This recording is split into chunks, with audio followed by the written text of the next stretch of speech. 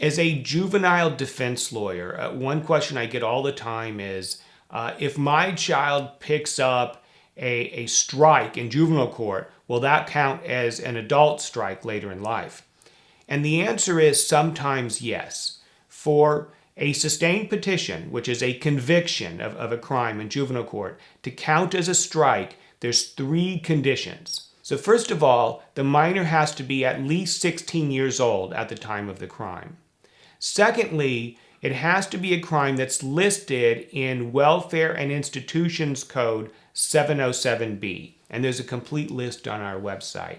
Thirdly, it has to be a crime that would count as a strike for an adult. So strikes tend to be your more serious felonies like attempted murder or rape or robbery. Less serious felonies such as grand theft, petty theft with a prior do not count as strikes. If your child is charged with a crime in juvenile court that would count as a strike, you want to do everything that you can to prevent the child from being convicted, or as we say in juvenile court, to prevent the petition from being sustained. Because I can tell you, there are many people who are serving life sentences in California based on convictions that they suffered in juvenile court, and you don't want that to be your child.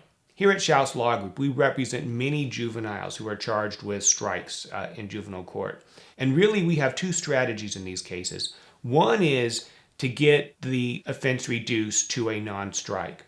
The other is, even better, to avoid the child from being convicted at all. I'll give you an example. We had a case recently where it was a 16-year-old young lady who was charged with robbery at Sylmar Juvenile Court.